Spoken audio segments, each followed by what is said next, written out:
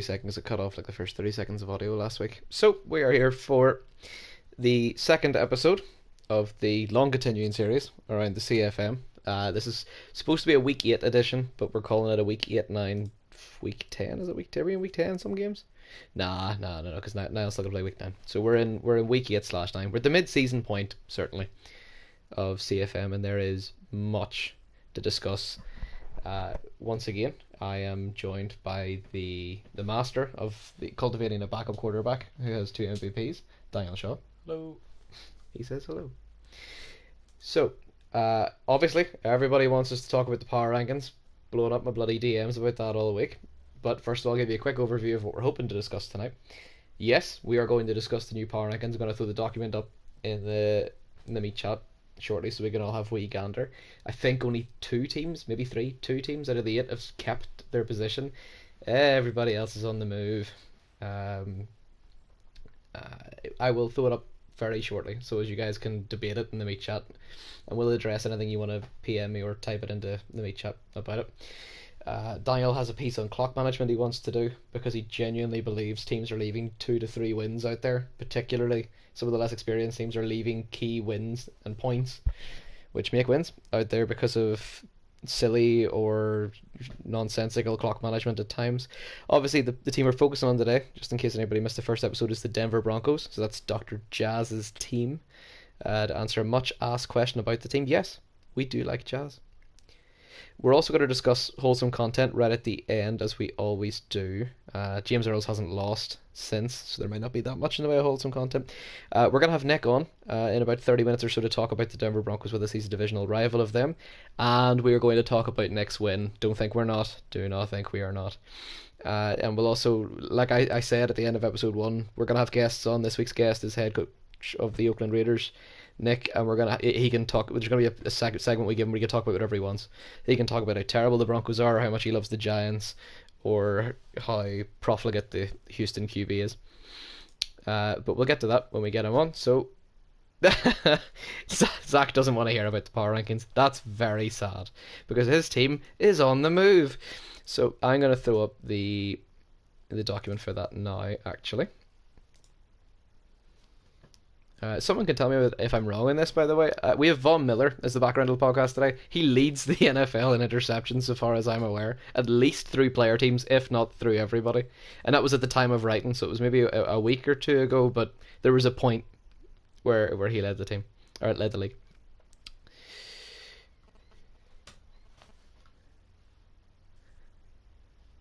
Anzalone may have pipped him in the last game. To be fair, yeah, if that was against the Jets, he may certainly have pipped in ahead of him there, to be fair. So, the power rankings are up. Nobody is tied for any places this week. I'll just give it a second for people to digest it, and then we'll start shooting away on that. For anybody who's not reading the power rankings and is just listening, first of all, hello. The rankings this week, we have Houston at 1, New Orleans at 2, Dallas at 3, Arizona 4, Denver 5, Chicago 6, New York 7, and the Raiders 8. So again, for anybody that's not doesn't have access to the PDF, I'll just shoot through quickly what the notes that I made on it. So Houston's up to 1. We got a new number 1. I'm going to check the meet chat in a second. I'd love to see what Adam thinks about that.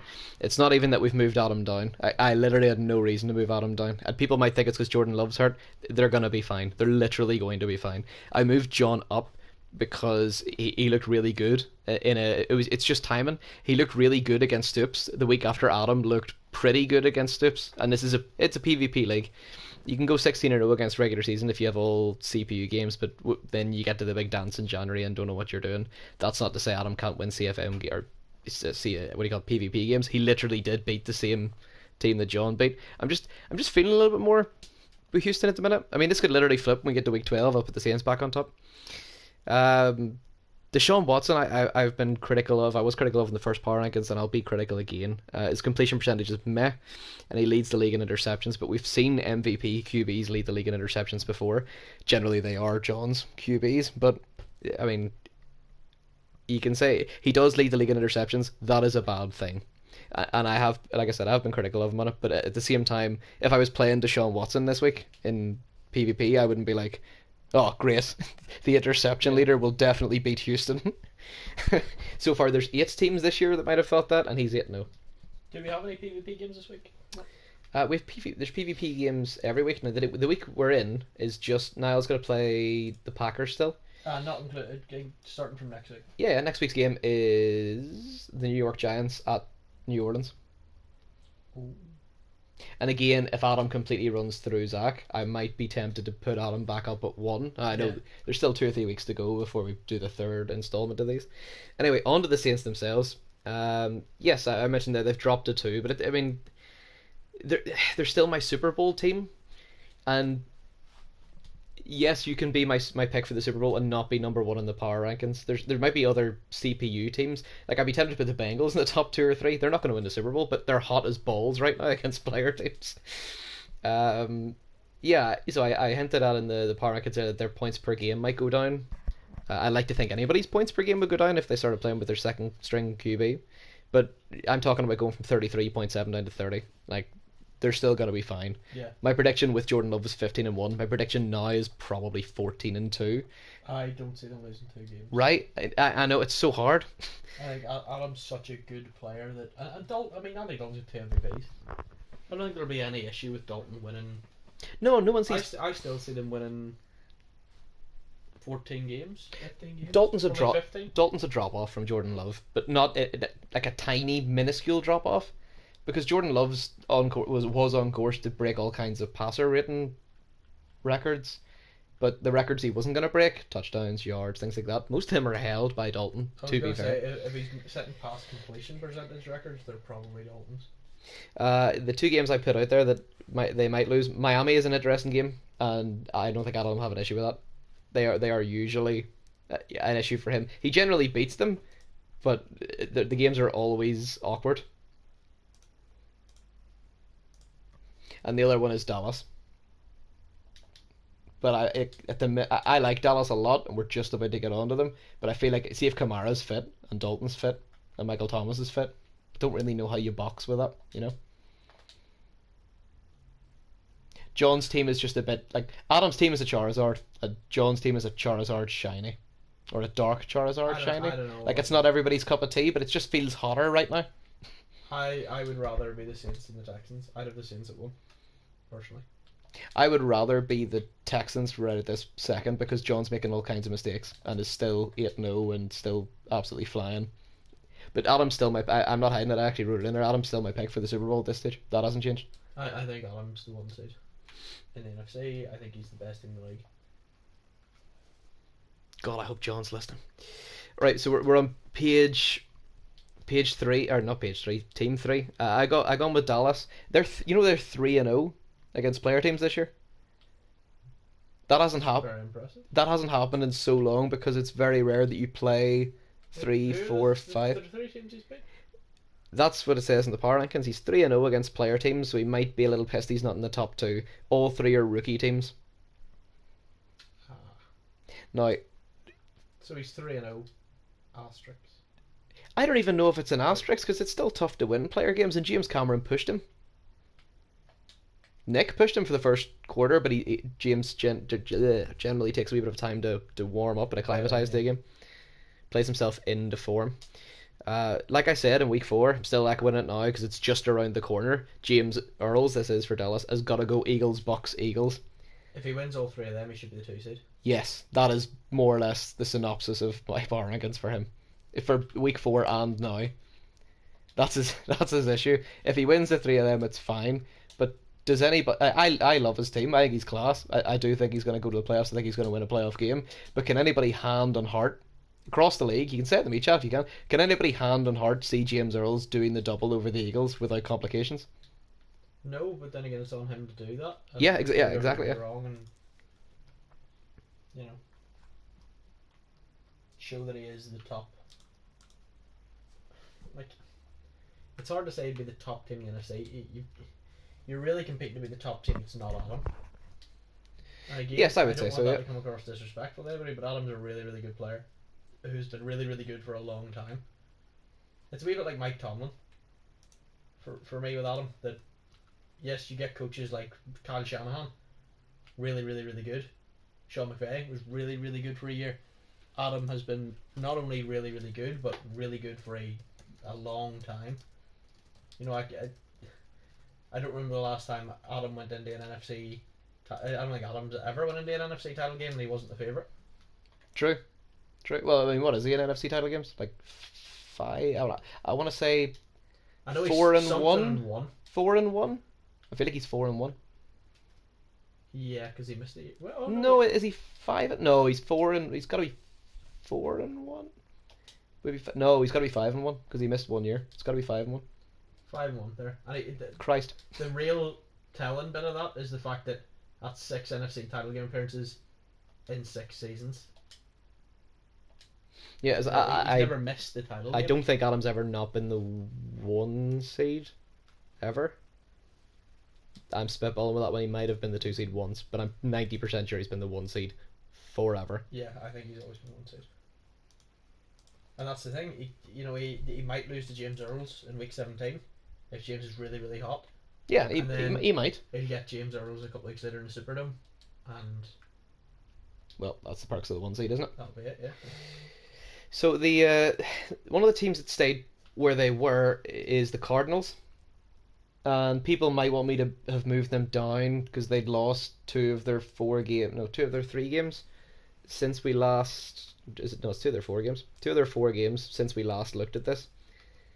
Those 2 games being a 3-point loss at New Orleans and a 19-point loss to Houston. I mean, I'm looking at them. The Vikings took Nile to overtime. Stoops blew them away. Indianapolis held John to a point, 21-20. John won that game, and again, Stoops kind of handled them. I just think he's really exciting on offense, and he's getting a bit old on defense. Stoops? Yeah, I mean, he's beaten every team that he's come up against this year, bar the Jags, who were any team that's undefeated when they play Stoops leaves undefeated, but any team that has lost a game, Stoops beats. That's a pretty handy record. Like, that's a handy there's 2 thing. losses. It hasn't been or 3 losses there. Yes, yeah. It had 1 bum CPU game. That's what I'm taking from this, yeah. 1 bum CPU game and the 2 and the 1 and 2 seed. Yeah. Or the 1 and 2 the power rankings. I don't really see Stoops. I would like to see Stoops get James Earls in the divisional round. I was going to say, is there a more mouth-watering divisional round tie than that? Hate Adam to beat one of them. Yes, so as we don't get the game. And then play the other one in the title game. I want to see them play each other. But if they play to their ability, they'll be the 2 and 3. And they will get each other. I would enjoy that. I think that would be best for the league. Yes, I think it's the best possible divisional round game you could want have. to see 4 Unless you think 3. John versus James Cameron is either mouth-watering or possible. I know. John's not going to fall into the wild card. I don't see James. No. The division round. Oh, okay, fair. No, I wasn't suggesting it being the wild card.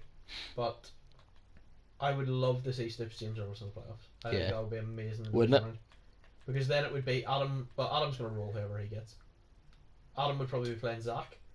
And I think Zach would give him a game, but I think Adam would win. You think Zach's... See, I want Zach to be there, but the facts speak for themselves. Since 1990, teams with Zach's record in the NFL have gone to the playoffs 7% of the time. But how many times at CFM have we seen somebody have like a... I think there was years Niall who would have like a... I was just going to say, the only person I can think of that's table. gone 3-5 and made the playoffs is Niall. It was really impressive. He won like 7 games in the stretch in a row. I think I would like us to get Zach versus Adam, where Zach probably doesn't win, gives a really good account of himself in his first season. Hang on, what do you think Zach versus... So, where's Niall fit into your divisional round? Oh, fuck. That was not intentional, I promise. You may disagree with my power rankings as we go further down here then. But, no, sorry, yes, Zach potentially going out in the wild card to... Say Zach goes out in the wild card to Stoops. Yeah. And Niall beats the CPU team, then you have Niall going to Adam, where again, the same as if Zach was going to Adam, I think both Niall and Zach would give Adam a really good game, but Adam would just show why... Niall statistically has twice, yeah. Adam would just show why he's constantly in title games and beat them, and then you would get the really... Who is really the second best team in the NFC? Yeah. Like... that James Earl Stoops game in the divisional round would be a really great I think it would be a great measuring stick for them both. Of are you just the guy who beats CPU teams, or are you legit the two? That's why it has me the most excited, because Are you the if guy who's positioned to give Adam the best game, or are you just you had the less player games in your it's schedule? like Taker Shawn Michaels as well. One of them can lose and they can both come out of it smelling of roses. But for James Earls, it's like, can you win a big game in January? And for Stoops is, are you a regular season monster?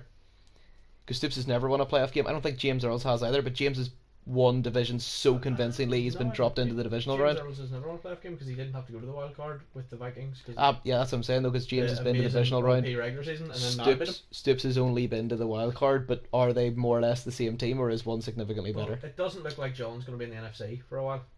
No, I wouldn't have thought so. Somebody has to be the two. Yes, That's a real. somebody has to be the Rock to Adams, Stone Cold Steve Austin. Your company isn't any good if it's only got one good guy. Somebody has got to be. Oh, it's Adams the number one. Oh, and then me. It can't be. For too long it's been Adam on his own at the top. That's where the issue with John. When John left the NFC, there was a bit of a worry that is the NFC just going to be a cupcake now, where Adam's going to run through Niall, Zach, James Earls, and Stoops every year. So before we move on to number 5, where are we with timing? Oh, we're a little behind. We'll speed it up a little bit. I like Thingy. My most improved player since week 4 is Kenyon Drake. I absolutely love what he's been doing. I've actually really really liked Mitch Trubisky. Yeah, no, that's a good show. I think it was. Is Mitch going to be the starter in week 8 at the start of the season? And now he's. I'm going to ask you to sit Okay, in that point because I'm racing through would these. not have him as a Pro Bowl QB, When we get to Chicago, you can mention him. Right, Denver, I'll speak about for 30 seconds because we're going into them in depth. They seem to be busting this 8-8 myth. They look like they're going to finish with a winning record, and there's a chance they'll win the AFC West in his first season, which I hope again so. would be impressive. And yes, my last wee sentence there, just to read it out, is Breida is the best running back in the NFL right now that is not called Saquon Barkley. There really is a 1 and a 2.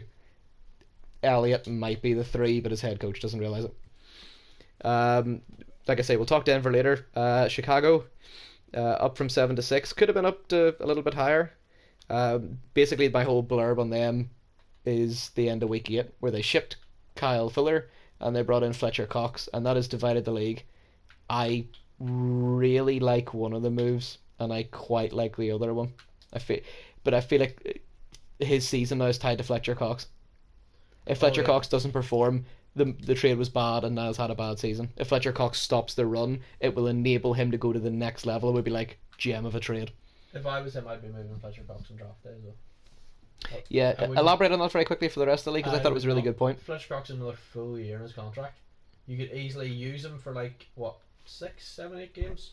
Yeah, about 8 games. Use him for this year's playoff run pretty much, and then ship him. In fact, Niall has him for 9 games still. Ship him for a first round pick next year. I don't know if you get a first for him, but the CPU will probably give you a second. I don't know, with a year left in his contract around 93 overall DT. He'll not be 93 next year, though the age thing kills you this year. Oh, he's only Fletcher Cox isn't that old. It'd still be 90 probably next year. Yeah, you'd be trading a 90 overall, worst case 88, 89 player. But the CPU reads their stats as well, so his numbers have got to be good, and they really can't be. Now it's got over half a season, 9 games, still to use him. Use him, and then you trade him on a 1-year deal to somebody for a first round pick on draft night, and you end up with, for Kyle Fuller, you got a really good run stuff in DT for the rest of the season to help you in your playoff push, and you get a future piece. So New York. Yes, I know how the NFL power rankings work and how if you beat a team, generally you're ranked above them. So why are the Giants below the Bears? I summed it up in the last wee sentence there. I would rather be a fan of the Chicago Bears right now than the New York Giants. I just feel like the Bears, you can be really overly positive on a team and overly negative, but if you're just basic 50-50 with the Bears, even the most hardcore hater of the Bears right now is they're probably going to win the NFC North. Plus, fans love a team that makes moves at the deadline. Yeah, oh god, that's exciting. That's good for the league. It's healthy. Like baseball. I gotta admit, the Chicago Bears trades, I'd be like, yes, mate. Because whether they work out or not, it gives us something to talk about in these. Yeah.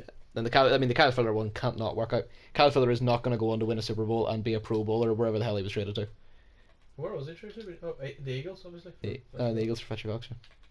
But there's no way the Eagles win the Super Bowl so convincingly that Kyle Fuller is the centerpiece of that. No. So Niall wins that trade right off the bat. The Giants, I don't know about you. I voted for like six, 5 or 6 Giants for the Pro Bowl. So many guys. I got Leonard Williams. I got Evan Ingram, Saquon Barkley. I like Ryan Conley, the inside linebacker as well. And I voted for somebody else, and the name escapes me. Tomlinson, the big DT. Tomlinson. The Giants, Have too many Pro Bowlers to be below 500. Yes or no? yes. Yes, good. When you looked at the first 2 games of the season, you thought that the Giants were going to be like the Raiders. Who we'll get swiftly onto as well. It was just going to be awful. And instead it's been, it's been alright. The record right now is 3-5. 3-5. That's not that bad. It's not. They're fine. A good second half of the season, you still make the playoffs. Don't forget that In Madden 21, you definitely. we all said, like I think Zach said it as well. playoffs. We were all pretty convinced Zach was going to go about 6-10, and we were all happy enough with that. And now he's 3-5, which is half of 6-10. And everybody's like, "Oh, panic!" And you're like, "This is more or less what we thought this team would be in year one." And Plus, Evan Ingram's am I popped as right in well. saying that he's probably got an easier second half of the season than he had first, or is it the other way around? And we're like, oh, what? I would say his schedule. See if you just close your eyes and don't imagine that he plays in New Orleans next week. Oh Christ! The rest of the season is actually okay. He's got Kansas City, who just cannot beat a player team. They have lost to Oakland, basically everybody. I think Zach will win. Zach should is certainly favoured for Oakland. Carolina, who can only beat students, and since Zach is no longer a student, he should be fine there. If he loses to Adam and then wins his next 3, KC, Oakland, Carolina, he's 6-6. He has to. The Dallas game, I don't mind him dropping. He has to look better. He can't get beat 34-3 again. There has to be a All better. he has to do is win the. If he wins the rest of his CPU games and Denver, he'll go 9-7, Yeah, there's a good chance he's in. and 9-7 should get in. Realistically, He's got a revenge game against Washington there, who he would have beaten basically any other week of the season, bar week 1, yeah. where he was still getting acclimatized. The Denver game's huge for me. That's another one. Zach, James Cameron, couldn't call that at all. Could not call it. Really bad team, Washington as well. Right, we'll talk about the Raiders very briefly because I'm sure we will talk about them whenever Nick gets Yes. on. You like that? Just win, baby. Just one win, baby. Oof. The receiving core is so bad, and it's so good. It's got Allen Robinson, It's such who a good receiving horse. I playing cannot so call badly. bad because I was part of the team that made the move for him, and I think he's really good. And he was. I don't think he's playing bad either. It's not him that's dropping the majority of these passes. It's guys over the middle that should be raining in easy balls. Also, Darren Waller going to a part-time contract. Like, that guy just puts it. Like, you talk about a 3-down defender. Darren Waller is a 1-down tight end. He comes on every so often to make a like 3rd-down catch. But he's so poor in the other downs, you just can't trust him. Like, I'll put it this way. Last thing I'll say about Oakland is when I get moving on. If Nick is 3rd and 5, I don't know who he's throwing to in confidence. He must be at the line of scrimmage thinking, "You're all dick. Who's getting blamed this week?" The Raiders, I don't think there's anybody next door to with any confidence. I think he's throwing to whoever he hopes is open. And I don't think that's on Nick. I think there's not a receiver that's given him a reason to trust him. Him and Zach are very similar in the sense that, see if they get Saquon Barkley and Jacobs running early and they get a lead, Yeah. they can manage a game. Zach's won a game 35-0. He has shown glimpses of being able to master dominating the clock and the ball and possession and yards. Josh Jacobs has been good, but not that good. And Jacobs needs to be like MVP level Jacobs if he's going to get this team to like 4 or 5 wins. Yeah, because Zach has got a decent pass game, largely based, admittedly, around the tight ends, but he can move the sticks with Teddy or Danny Dimes, whoever he is in. 2 random things I wanted to say about the Power Rankings just very quickly before we do move on. For Houston, I think Duke Johnson's criminally underrated. I don't think he has that many, if any, Pro Bowl votes. I don't think he really should. Watch the tape, watch the games. Duke Johnson's playing really, really, really well, and I think that John has a loss without him. He's Duke Johnson. Fuck's sake, he's not that well. Also, You do realise it's the Pro Bowl, not take a couple of decent players Bowl. no, I get that. He's not Pro Bowl running back. He's a good running back. I can make an argument that he's 3 in this league behind Christ. Barkley and Breda, because No. I can't believe in Elliott and Drake. A little bit less than Drake. Drake's actually okay, but I can't believe in Elliott and I can't believe in Jacobs and I can't believe in David Montgomery because their own head coaches don't believe in them. Kenyon Drake is twice the player. Drake has done really well in the receiving game as well, to be fair. He's my most improved player. I do like him. Their Alvin Kamara is what 40 yards short of Duke Johnson, and he's hurt. No, Duke Johnson doesn't really have any rush yards. It's receiving yards he's got. Well, as much as it is the new NFL, you're still a running back. No, I get that. Like, I mean, you gotta make some. In terms of receiving as well, here's my random Carries stat of the day. There is the top player teams receivers. Yeah. There is 15 players before any Saint. Michael Thomas has the 16th most catches among player teams. Well, there you have it. There are 4 Chicago Bears that have more catches than Michael Thomas, who leads the Saints. 4. Yeah, 4. For the team that doesn't really pass very well, doesn't have a great offense. That's all a myth, by the way, when you see Trubisky's numbers. So that's me done with the power rankings, Daniel. I'll give you 5-10 minutes here on clock management. One complaint I would like to make. Oh, this is what the show is for.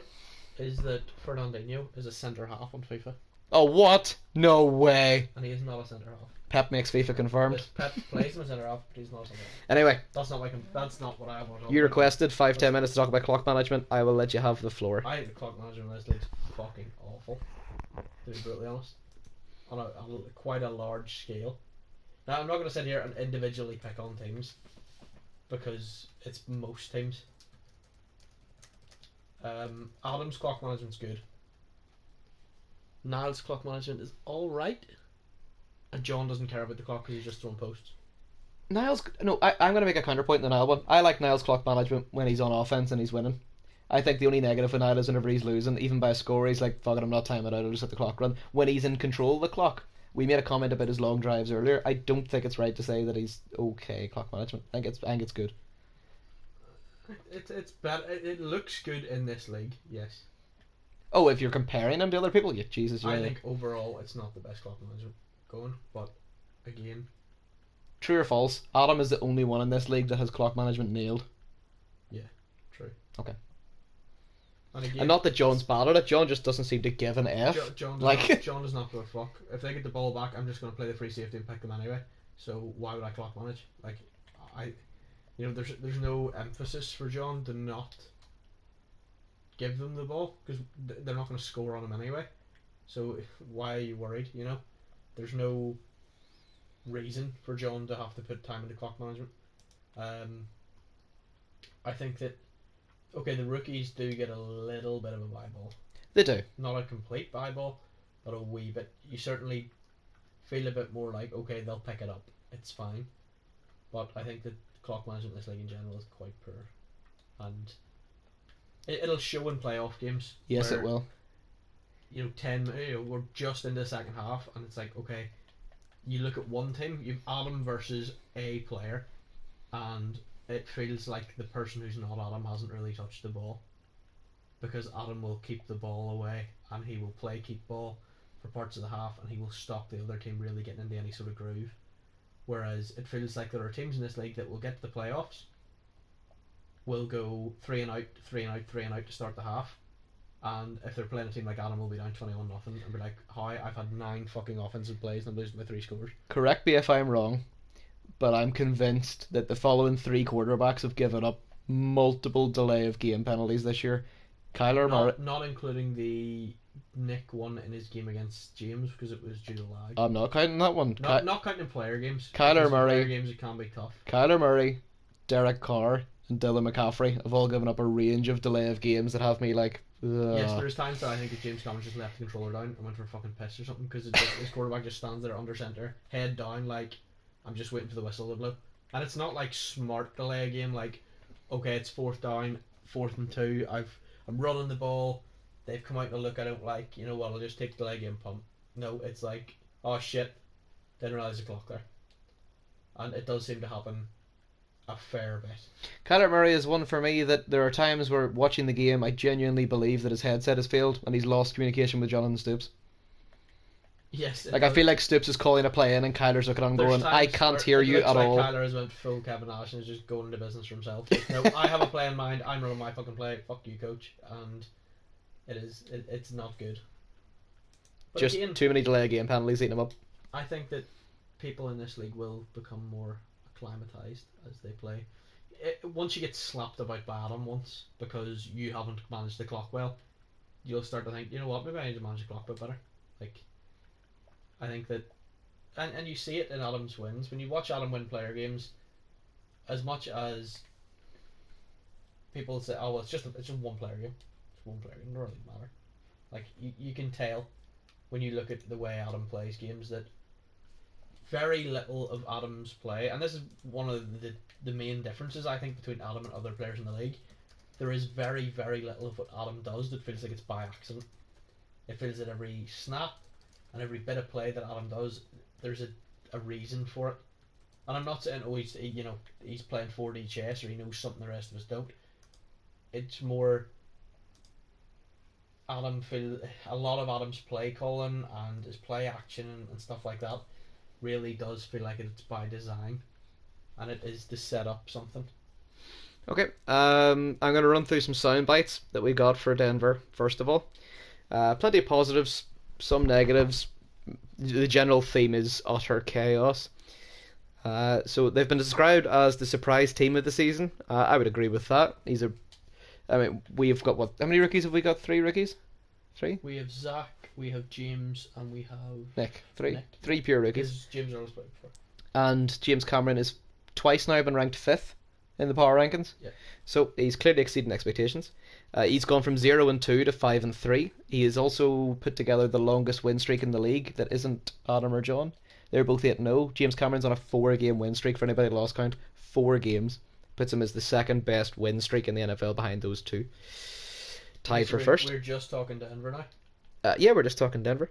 I love Denver, but they are a fucking nightmare wrapped in a daydream. They do not know. I don't know week to week what's going to happen. And it is both frightening and terrifying. We touched on this in the first podcast. He lost to James Earls in a rough game against Dallas. It was okay. He then lost the divisional game to the Chargers. He was 0-2, and everybody's like, well, he's going to go 8-8 maybe, but he's losing a lot of games. Goes to Foxborough, wins there. Loses in Cincinnati. Goes to KC, beats KC, shuts out the Eagles. He's beat KC again since in the most exciting CFM game probably of the season. Again, I think if I needed to pick one team, and it was the only team I was allowed to watch the rest of the year, it would be Denver. And I think if you told me, okay, you have to bet them, you bet £1 on a team, and if they win 2 games in a row, you get £1 million. There is no team I would least or be less likely to put that money on than Denver. Week to week, I have no fucking idea. To back your point up there, they've just won 4 in a row, awful. And I can't tell you if they're going to win 5 in a row. I can't tell you if they're going to win a 5th game this year. You don't know what Denver team's coming out. We all like Chaz. Yes. They've been described as likable, aggressive. I don't know who decided that. I don't see them as likable at all. Aggressive chaos. I don't see their coach as likable. The aggressive chaos is huge. I think that if I was to do taglines for teams, mine for Denver would definitely be that.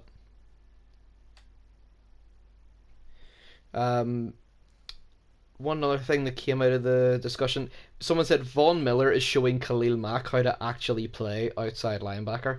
And yeah, I'm not going to argue with what that. What a big kick in the bollocks. I'm just leaving that there. They haven't really turned the ball over. Currently, Dylan McCaffrey has the same amount of interceptions as Jordan Love through the same amount of games played. I don't know why Drew Lock's not starting. Yeah, I mean, I'd be starting Drew Lock. We discussed this at the start of the year. Lock or McCaffrey. I think he's a rookie player who's 5-3 on top of his division, and McCaffrey's numbers are maybe not gaudy but healthy.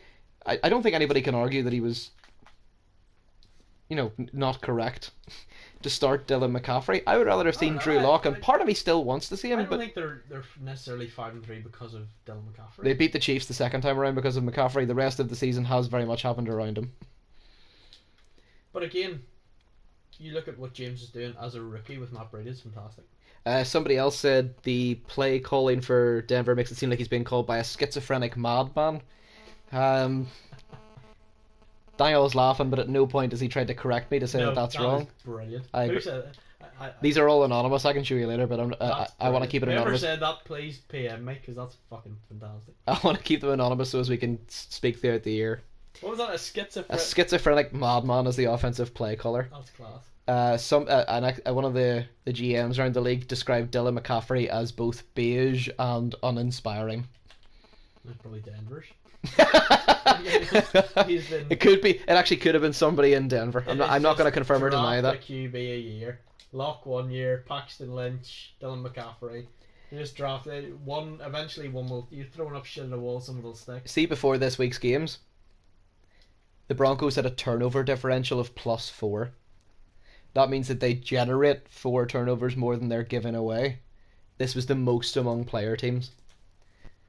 Oh, so the best. They have the best turnover differential among player teams before this week. I'm not sure if things have changed. He didn't turn it over against the Chiefs, so it probably the number might have changed slightly because I think he turned Mahomes over, but he's, if not the best, then up there in terms of best turnover differential in the league. At the time of writing, it was +4, and he was the best in the league. Yes, let's talk about that very briefly. What the fuck has happened in Kansas City? They can't beat player teams. They can't beat anybody. We are watching the rehabilitation of Patrick Mahomes. This is the man needs help. Adam Nile and Daniel as well. He needs somebody to get him out of this funk. We'll remember when he just needs some more cheeseburgers. We'll remember when Kansas City were a genuine threat. That's where John will fuck off through next year then. Kansas City. I'm gonna go and pick a bad team. Who are you taking, Mahomes? That'll be an interesting league owners meeting. I'm gonna try and challenge for change, you know. I'm gonna just I don't Run like out and throw fucking posts to Tariq Hill. That'll be good. I don't like having top quality receivers and scrambling quarterbacks. Really, where are you going, Kansas City? That'll be interesting. At least he would stay in the same conference again. Rather than, I'm glad he's in the AFC now because it does give it a certain je ne sais quoi with him and Adam in different conferences. Only because, and I mean this with all respect to the other players, if Adam and John were in the same conference, who the fuck are they playing as a role? Like, I would have to come out of retirement like Hogan. I think it would be the Cardinals. I would like to see Adam and John in the AFC next year together. No, something feels wrong about Adam not being the Saints. True, but I would like to see. I would like to see the what do you call it? What would you like to see? John and Adam in the same conference. You would like to see John and Adam in the same conference? You know that's been always the case until now. Without you in the league. Oh. Because it would give us a new Super Bowl team guaranteed. Yeah, yeah. Or it would give us something even better. It would give us a CPU Super Bowl team, and we would be able to fucking rinse the teams in the AFC. Like, you absolute waste of skin. How have you let a CPU team get out of your conference? That's like, see, we couldn't do that the year the CPU Rams made the bowl against me.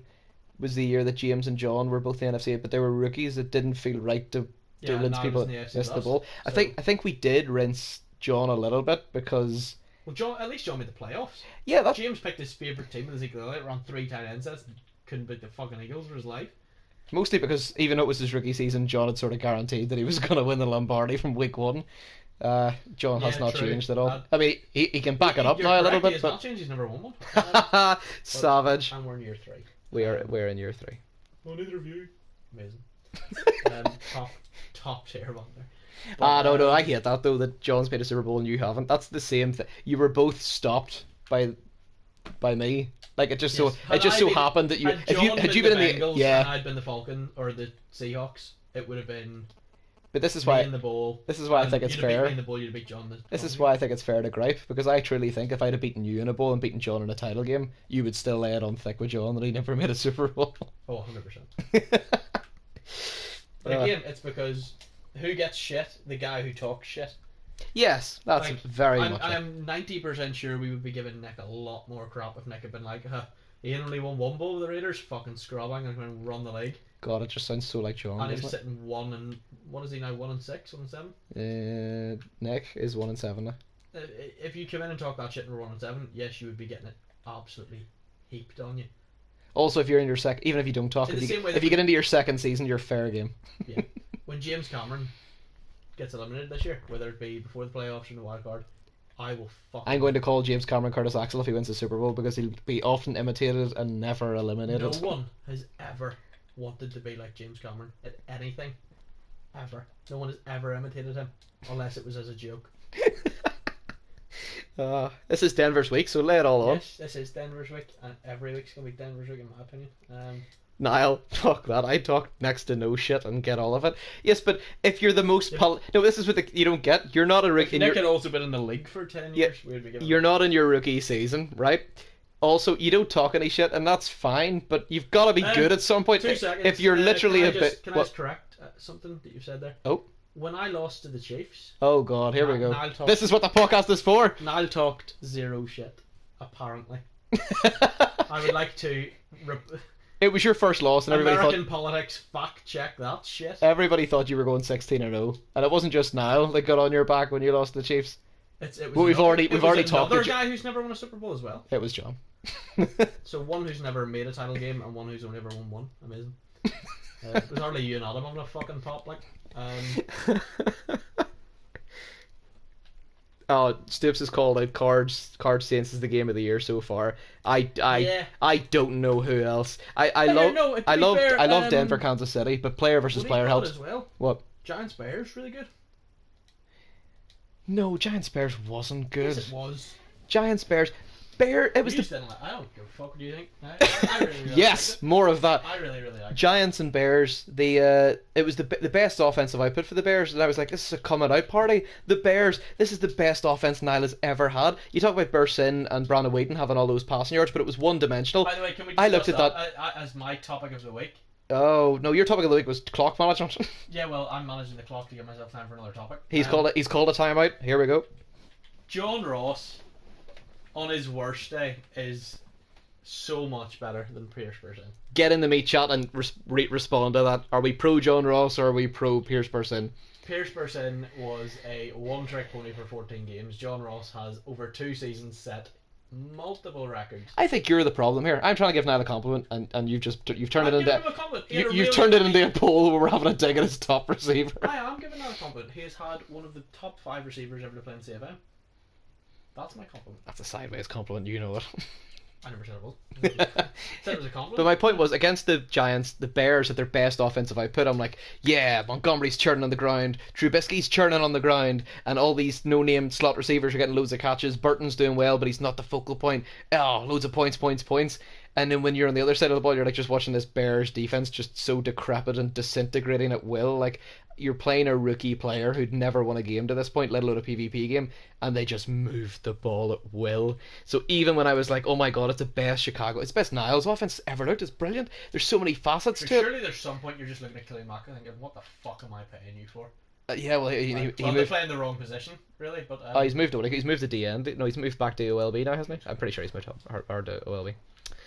But Killian, Stoops pro John Ross, Adam the Savant pro Cody Latimer. Oh, I like Cody Latimer as well. Yes, but John Ross over. See, even if you take John Ross's first season, he broke Bursin's record. Yeah, John Ross's worst season was still better than Bursin, to be fair. I think not just for what he got for like touchdowns up, but also made the title game. Yards and receptions and carrying his team. Largely off what he did. Yeah, I mean, AJ Green was okay in the first MVP season. He had AJ Green, but did Bursin not have Hopkins? Yes, he did, yeah. So we're saying the difference between an MVP wide receiver and a non-MVP wide receiver is Tyler Boyd. Like, I mean, Tyler Boyd versus Will Fuller. I guess is the argument there. It's a boring argument. Daniel, Nick sent you some stuff. If you want to address that before we close with wholesome content. Nick did send me some stuff. He did indeed. Where is he?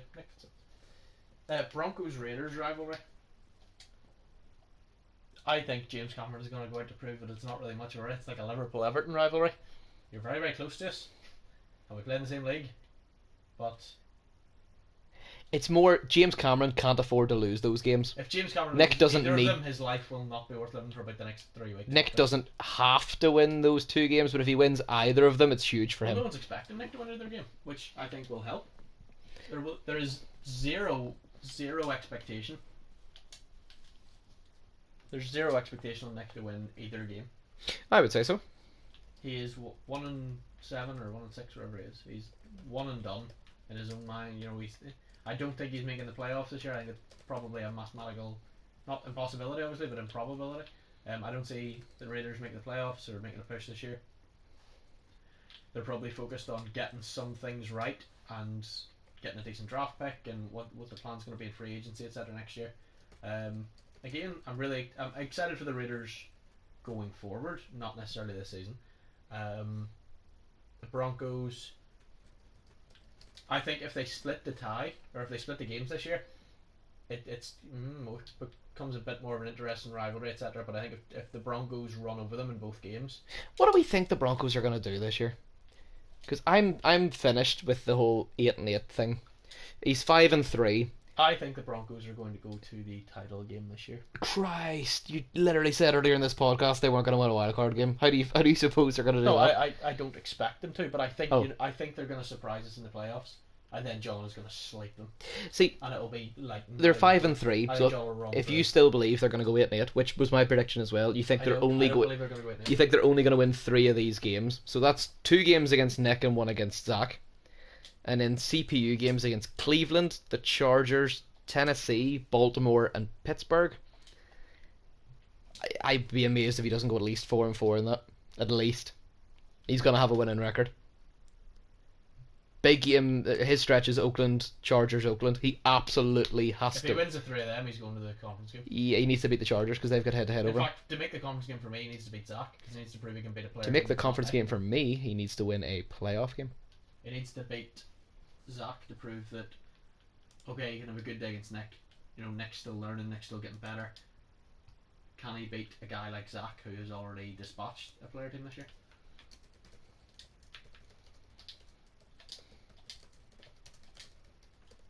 But I'm excited for the Raiders Broncos games. The other one was the Cowboys Raiders game. How do we break down the Eesh. Cowboys Raiders game? I mean, I didn't think the Cowboys looked that good. No offense to James, but I know I thought James come out of it looking really good, and Dak. Cooper had 1 or 2 plays, but I know what you mean. But the Cowboys roster itself was a bit meh. Shout out to Calavon Chason. I thought he was good. I thought the defense was lucky, more than it was good. Yeah, Oakland just need to catch a pass. Yeah. You know, there's maybe another score or two in that for Oakland if. I, Like Darren I was Lawrence I was actually critical. played another- I was critical during the commentary of Nick being 4th and 10 and throwing a comeback route in the rain to Anthony Miller, who'd been a Raider for about 6 days, and he just didn't stick it. And It's it's not the most Raiders thing ever. it's a really tough. It's a really tough, what do you call it? It's a really tough route, and it's tough yardage, and it's back shoulder, and it was the wide side of the field, and the weather, and Derek Carr's not having his best season ever. But there's enough times where Nick lines up and will throw a tight end corner or a wide receiver slant into separation space, Yeah. and they just drop it or And muff either it. they drop it or Derek Carr just fucks it about 8 yards ahead of them. Yeah, when Carr's going to have that many errant throws, the ones that he gets right, the receivers have to catch. And it sounds really cheap and really easy to be like, oh, Nick's only won 1 game, but let's go easy on him. I'm not. I'm less harsh on the rookie players, but I'm not letting them off the hook here. But I genuinely think Derek Carr and the wideouts need to play better. I don't know how much of this. If Nick was to ask me, oh, how do I get better? I mean, Carr's got to throw more accurately, and when he does, your receivers have to catch those passes. That's not happening in Derek either Carr front right now. was awful in that Cowboys game. I don't think Nick as a head coach was awful to lose a game by 40, what was it, 41 points. Yeah. He really wasn't. I don't think Nick did much different to what Stoops did against John.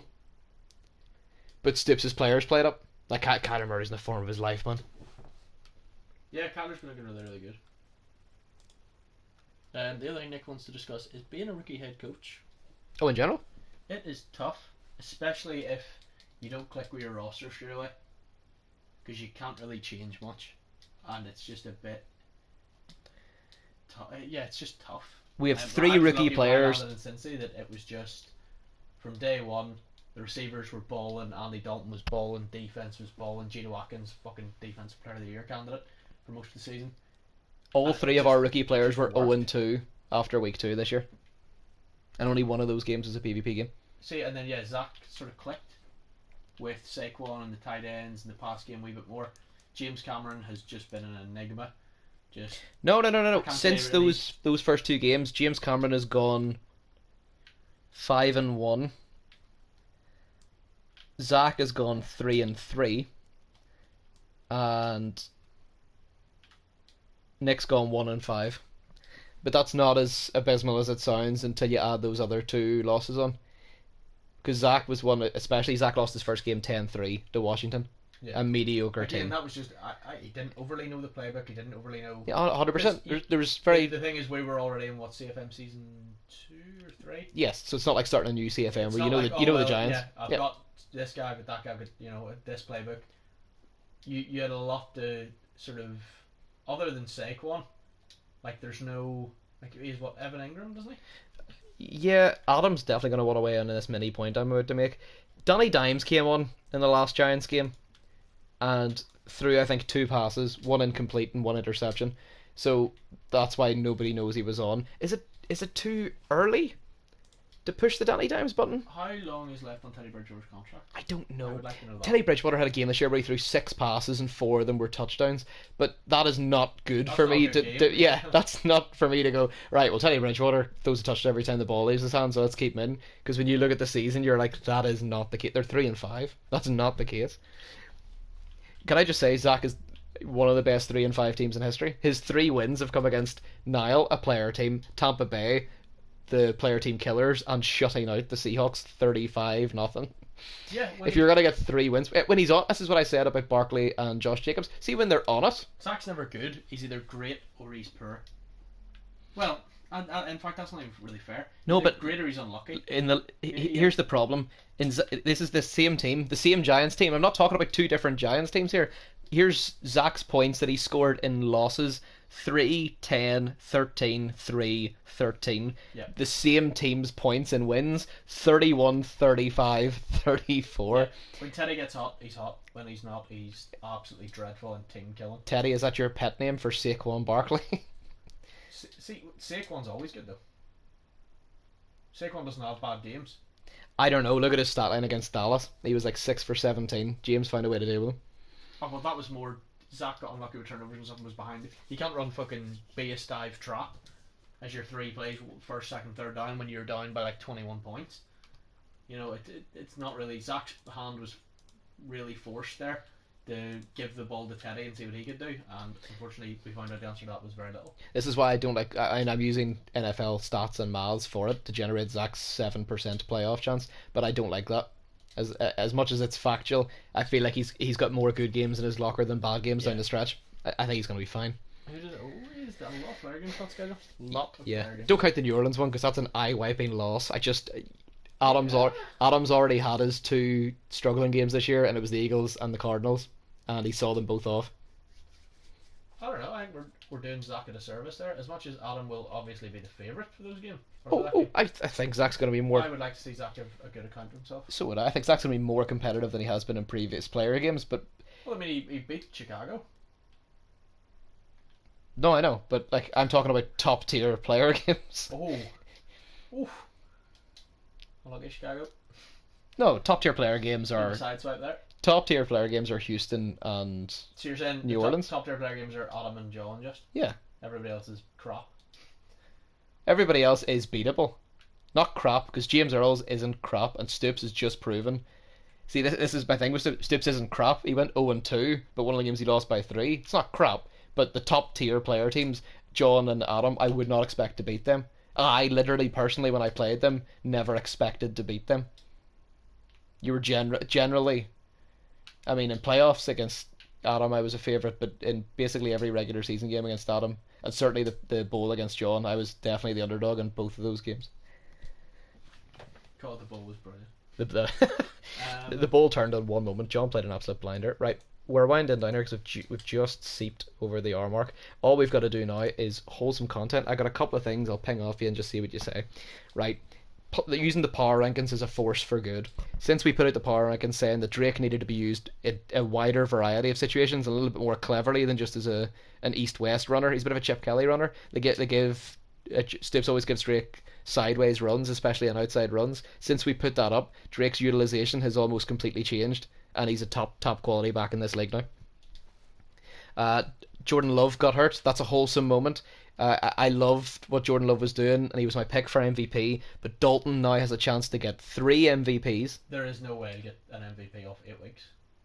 He got an MVP off 9 weeks in your first season. Oh well, that's different. If anybody can do it, he can. He's proven he can. Those 9 weeks were fucking just like 8 touchdowns a week. And he can get a ring as well. I would love that. Please, Adam. 2 years ago, Larry Fitzgerald Adam, had the league I don't enamoured. give a shit what he does in the regular season. Get that man his ring. After Thanksgiving, all the league talked about was Larry Fitzgerald getting a ring. Stoops still talks about it as a homer to this day. And I get the feeling after Thanksgiving, this league is going to start focusing on, wait a minute, Andy Dalton might get a ring, and then we'd all be. I mean, it's a sort of feel good moment that nobody could hate that. John is literally singing his praises. Because Adam could have used tonight's topic as spite and traded for John Ross. Oh, yeah, those you is there charge there? There is not. Cool, then this is going to be over really shortly. Fletcher Cox is a wholesome moment because I truly believe that he allows Niall to play, not nickel or anything, but 3-4, and as much as 3-4 can and can't stop the run, Fletcher Cox is the nose, and a 3-4 is much different to whoever else. There will be Fletcher Cox might be ones this year that Fletcher Cox just takes over. Yeah, Fletcher Cox might be the best DT they've had since the fridge. He is a star. And the last thing I just wanted to talk about very briefly was Nick's first win, just to circle back around to it. Yeah, the league is a better place now that Nick has won a game. Yeah. Who was against the Chiefs as well? Divisional win? It was against the Chiefs. He gets a divisional win. First win. Not momentum necessarily, but certainly something to build on. You know, to win that game, things had to go right. What went right? Let's look at those. Let's focus on those. I don't think Nick's going to go 1-15. No, neither do I. That's the thing. He can go like 4-12, 5-11, and pick up a decent enough. 4-12 gives a really good draft pick. He'll get a good draft pick out of it. We go into next year thinking, you know. Just, I mean, if he's got like a top 3 draft pick, which he could have, I think he'll certainly have a top 5 draft pick. The Raiders roster is not good. No. It was purely a bit like Cincy and the Saints at times. Like when who did Adam have a quarterback when Drew Brees retired the first time? Oh, I've spaced his name. Brett Eldridge. Brett Eldridge, well done. Was it Brett Eldridge? It was. I think no, Devon or Brett. I think I'm pretty sure it was Eldridge. Hit me up. What was his name? You have done seriously well there, my CFM historian.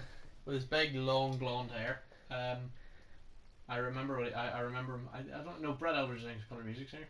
It's something like that though. Can we pretend that he retired from the old CFM and became a country western singer? That would add to the storyline massively. Better, yeah. See, Persin didn't fucking do that. But Adam, you know, didn't have a great roster that time of the Saints, but he still put on an absolute show at times. Yep. You didn't have the best roster in Oakland.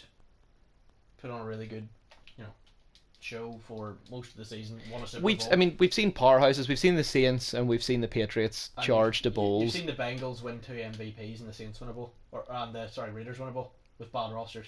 Yes, we've think seen. Next goal has got to be next year. I want to put Stoops into that bracket as well in terms of taking below like Stoops' roster. Stoops' roster now is pretty good. Certainly wasn't the best roster in the NFC West. No, I know he wasn't even the best roster in his division when he took over. He really wasn't. We've seen guys turn bad teams into good teams. I still feel like Niall's in progress. I want to throw his name into the hat though because the Bears team's much better than when he first arrived, but it still needs to take that next step. It needs to make a title game this year, ideally. This is why I want John to actually be in the same place 2 years in a row, because I'd like to see his ability to do that. Because this is why we did that makeshift list. If you want to see this list, we were talking about it. We haven't actually put it up officially anywhere. We're spitballing with a list about like CFM legacy, like measuring guys' achievements and seeing who was the top guys of all time. And John, depending on what mood Daniel and I were in, fell out of the top 5. And I was like, what? Why? But he's like one of the best I've ever played against. And Daniel's like, yeah, but the guy's never been the same place 2 years in a row. Like we've seen Niall's Texans do well, and then they fell off, and now we've seen his Bears do well, and now they're getting better. And there's something to be said for that because he was in the same place for a couple of years in a row, you know. It's the same reason I put so much credence behind Adam's Super Bowl win. Yeah. He's grafted in the same place, not always the same roster. Put a lot of work in, was long-term successful in the one place. And it's not that... And just earned it. It's not that John's been bad everywhere he's been. He's been good everywhere he's been. But there's never... the fact that everywhere he's been has been fucking everywhere. There's no adversity. There's no... why is Derek Carr not throwing the ball so much? There's no why have you got Trubisky and Herbert? Nice conversation. There's no Kenyon Drake progression because he's out of there after 1 year. Like, the discussion for Adam was always, okay, he's doing well, he's winning playoff games, getting Super Bowls. What will he do when Breeze retires? And the answer was even better. Like, he was brilliant. there's never a question with John. Oh, what'll he do when his QB retires? Because I don't know who his Unless QB his is. QB's going to retire in week 9, it's not going to fucking matter. Who is his QB though? Because like Adam's QB is Drew Brees, I would Yeah. say, and I'd say mine's Brady, and I'd say Niles is Mitch Trubisky, despite so many. No, see, Brandon Whedon had the best spectacular single season, but Niles played as a QB the best when he's had Trubisky. I think he's come on leaps and bounds this year. And But Stoops is obviously I Kyler think Murray and you Daniels get- is Dalton. But When you talk about legacy, you could win a Super Bowl every year at a different team. who's and John's best QB? Is it Rodgers? It's probably Russell Wilson. Wilson? He won an MVP with Wilson, didn't he? It's not Matt. Really? It's not Matt Ryan. Yes, he did. With X Factor. It's not Deshaun Watson, but it could be. But again, you'd need. See, this is the thing. You talk about legacy, and John will say, "Oh well, you know, I've made title games, I've done this, that, and that." If you've been at 3 teams in 3 years, I don't care if you've won 3 Super Bowls in that time. You don't really have any legacy. I think you've got to stay somewhere and got to make somewhere your own. Well, it's not about settling down and starting a family in one team. 3 Super Bowls with 3 different teams is good, but I look at John's How record. can you play Atlanta, you can play 3 full years of CFM in the draft, not in a fucking thing, Atlanta missed. because you're never going to be there to use the drafted guys. Atlanta missed the playoffs. Seattle lost in the bowl, and the Packers didn't finish the season.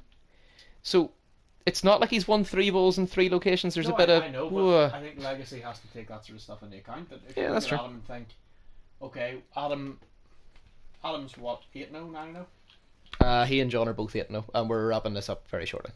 He could easily, let's say he went a wee bit of a downturn. Like for example, when Jordan Love got hurt or Kamara got hurt, Adam could have went, okay, I need a new QB. I'm gonna go and pick up Pat Mahomes. It'll cost me 2 firsts, but sure, I'm not gonna be hurt next year now. 2 firsts from Mahomes. There, Pat Mahomes in. Whereas Adam can't do that because Adam knows I'm at this place long term. So Adam has to know, okay, I need those first round picks because I maybe have this guy retiring or this guy to contract end of season. Like, what do you call the linebacker? I get the feeling with What do you Adam call and the linebacker Adam has, the older guy. Demario Davis. Demario Davis. He knows he's gonna have to replace him very soon. Rather than let's just get the best out of him, then I'll leave Then town. why don't I trade Demario Davis and a first now for Luke Kuechly, and then next year when Luke Kuechly's out of contract, well, it don't matter. I think you need the 3 years at a team, or even back-to-back seasons, because you have to build something. Like that's why my legacy is hurt by the fact that I didn't stay with the Bengals long term. I don't really give a shit about that. But No, but that's the sticking point. That we have the list we most recent list we drew up. We had Matty Boyd because Matty Boyd stayed with the Jags, listed and above the likes of Niall and yourself and John for different reasons. because Even though we already agreed that John's probably, certain people have said it throughout the year, John's probably the best Madden player out of all I of don't us. see John as the salty type that keeps leaving because he hasn't won a bowl, but it starts to look like he's never stayed. Because if he wins a bowl this year, right? John wins the Super Bowl this year in Houston and stays next year, it starts to look like, oh, well, he only stayed there because it won a bowl. If he'd lost in the bowl, he'd have left again. Because it's been a couple of. It wasn't just, okay, I'll play as the Falcons. I'm bored of the Falcons now. I'm going to go and play somewhere else. Fair enough. It was, okay, I'm bored of the Falcons. Go to the Seahawks. Right, okay. Oh, I'm bored of the Seahawks. Go to the Packers now.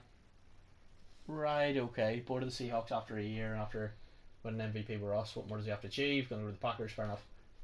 Is he going to build a franchise around Rodgers? Is he going to trade Rodgers and pick somebody up like they're considered in real life? Oh, a year in, I'm going to go to somewhere else. I'm going to go to the Texans. Plus, the initial thing was I'm going to go to the AFC because I want to play as the Jets. I want to rebuild the Jets because they're the worst team. Yes, don't forget he did a Belichick. He was basically signed on as the Jets head coach and then decided no. I'm going to go to the worst team in CFM history, which is the Jets statistically. I'm going to rebuild them. I'm going to make them a contender. Fair enough, yeah. And then a week later, actually I'm going to take Deshaun Watson and the Texans, who are basically just the AFC Seahawks. A bit, yeah. And now, is John going to be in Houston next year, or is John going to go, That's my final sentence on it. I don't know where he's going to coach next I year. want to go back to the NFC and play Adam. He could end up in Adam's division next year as the Panthers or something. And then you've got, 5 years, 5 teams. That's not CFM, but that's head-to-heads. That's consecutive 16-game head-to-heads. More than it is, trying to build it. Because the biggest part of CFM for me is the draft and free agency. The financial side of things as well. Like, Niall receives some due and some undue criticism for his off-field antics. The fact that they're called antics probably has And it something must to do with annoy it. Niall that But it, it, it must everybody grate says Niall Niall because doesn't no have any one's Capram. no Well, one's ever criticised John for Capram because Niall John would doesn't know what his Capram is until next season. Niall would have Capram if he traded in a load of first round talents this year, Yeah. played them all, went 14-2, made the conference game, and then left somewhere else and traded theirs away. That's fair. You know, you, Like James Earls did when he left Minnesota in cap hell. That's why they're 1-8. Minnesota are fucked. Thank you, James. But you can't say, you know. They're so bad they had to ship Cousins to the Patriots because they couldn't afford to keep him and replenish their roster. Niall gets so much stick for Capram, but Niall could easily leave the Bears this year and go somewhere with Capram. Is that Niall doing well cap wise? No. But you can't criticise him for not doing well cap wise because he left the bad cap in the other city. Yeah. You know, playing for two different teams is one thing. Playing for three different teams is one thing. 4 teams in 4 years with a potential 5th and 5. That's a lot of something. That's certainly something. I'm all for freedom of movement, but Jesus Christ, that's yes, because I don't want it to be where it comes to there's not freedom of movement. Like I've heard rumors between other players that come down to the commissioner. They want to keep people in the same place for 2-3+ years. I'm not sure I agree with that. We never had a rule like that because we never needed it. Nobody ever moved. Niall moved once because the Texans wasn't working. Fair enough. Well, pretty much everybody's moved once, which is fine. When you've had a player who's been if John moves this year, if you have a player who's been at 5 teams in 5 years, you maybe do have to start looking into a rule where if you go to a team, either you don't get to make trades or you're not allowed to do any free agency. You have to let the CPU do the free agency and the draft for you.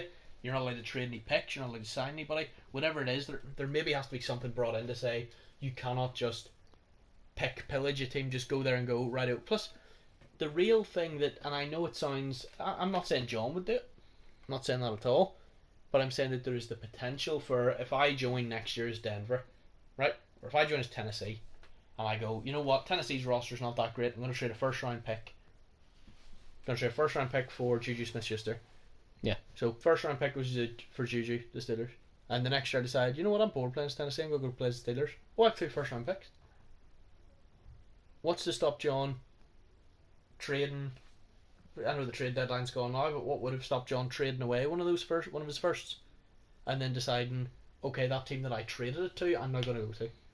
That is the darkest end to a wholesome content section that I will ever do again.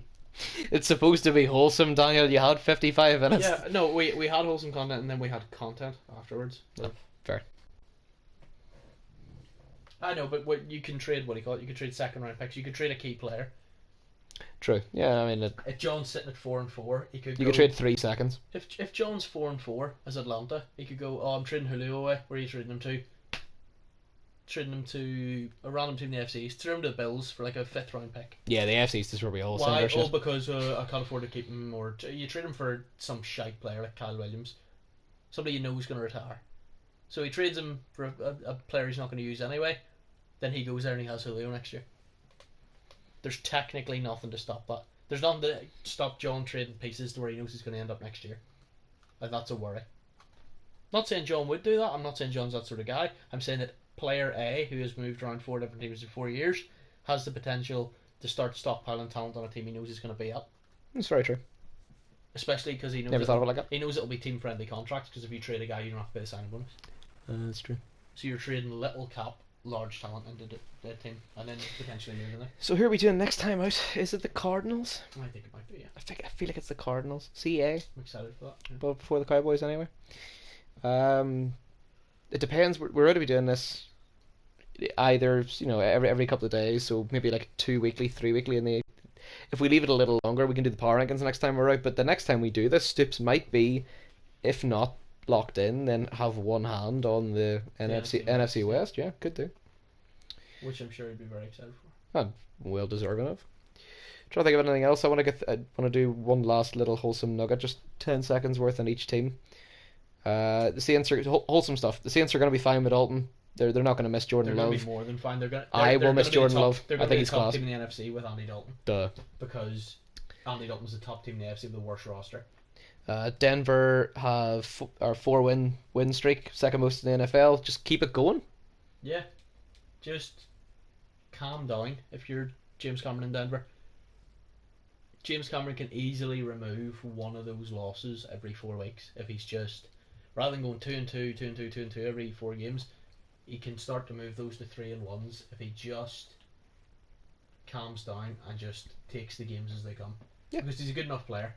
You've nailed it off the field. You got the GM before you, got Chris Jones in. You acquired DK Metcalf. You've picked a quarterback. You're sticking with him. He's done well. You Like feel Daniel says, comfortable just with it, get rid of the every other game bullshit losses, and you're going to be fine. Consistent, he's Yeah. flying. Positive with Niall. Trubisky's playing at the best level I've ever seen him play. Adam will keep stoking the fire, stirring the pot, whatever. I think the Herbert stuff's dead. I think he never plays another start for the Bears again. I don't think Niall's worse off I for think it. Herbert's on a different team come draft night. Yeah, I would be amazed if he's Which not. I don't think's a bad thing. People are slagging No, Bears Herbert. for that, but Trubisky's playing fine, and Niall and him are clearly in sync. if you trade him for a first, you've used the first to get a first. It's not really that bad of a deal. Not at all. Who else? I'm just going across them left to right. Arizona. Yeah, you've got a first. We did this last time. You had a first place schedule, and you're about to win the division. Yeah. From a fourth place schedule, and the score lines are a bit up the left, like 22-9 sounds weird, but you are handling lesser CPU teams. The Vikings, the Colts. There's no banana skins. You lost to the 6-1 Jags. Very much in 9. What did they finish last year? 10-6. 10-5-1. They looked like a 9-7 team last year. Where Jesus Christ, if one guy gets hurt, they're gonna fucking lose 3 games. They look like a 12-4 team this year. They That look might like- not get 12-4 because of the Again, 2 player losses. And this is the weird thing about the NFL. They looked like a 9-7 team, but they went 10-5-1. Mhm. Whereas this year they look like a 12-4 team who might go 11-5. Yeah, So yeah. you're only half a win different from last year, but on the field you're not half. But when a you win. get to the postseason, everybody's tuning in to see the Cardinals. Plus, he went 10-5-1 last year with a full CPU schedule. He could be about to go 11-5 with Adam and John. I'm Opening gonna try schedule, and keep this wholesome for Dallas. You could be the first 15-1 team in history that I'm looking at going. Like you're good, like the very good in places, but it feels like every week you do this one thing that has me like, what have you done that for? The Panthers lost. We can, like, John lost to the Panthers the year he went to the bowl. We can live with the Panthers loss. You're crushing player teams. You're looking pretty good against CPU teams. Not as good against CPU because that's when you're using time to explore your playbook and your offense and trying to get a grip for January, which is good. But I would just like to see you stack another 1 or 2 wins, another couple of wins together. All eyes are on your game with Adam at the end of the year. I want Dak to push himself into the MVP conversation. He can go to the next level. Saw glimpses of it against Oakland there, but it was against Oakland. Giants, we've discussed already the wholesome bit. You just need to get rid of, like, James. You just need to get James Cameron. You just need to get rid of some of the bullshit losses.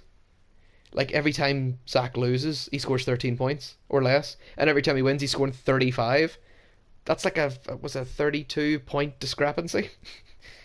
No, like a 22-point discrepancy. It's a large discrepancy. And it shouldn't be that large. There shouldn't be, I'm going to win this by 5 scores, or I'm going to lose this by an equal amount. Raiders, wholesome point. Your team can win games. Certainly game singular. The receivers just need to catch more passes. I heard criticisms of your defense during the Dallas game, which I didn't like. I thought your defense was grand. It's really hard when they keep starting at the 30. The lag and the punts killed you in that particular game. But offensively, across the whole season, needs to get better. And I'm at the stage now, what are you, 1-7? I'm at the stage where I'm starting to stop thinking about the playoffs and start getting creative and experimental on offense through the rest of the year. Wholesome point for Houston, just before we go. Watson can play better. You're 8-0. You don't need to worry about record now. You're going to be the 1 seed. The Jags, I think, are your only threat, and you've still got to play them twice. So when you beat them, then just start working on it to make this offense a little bit cleaner, because there's still hiccupy points.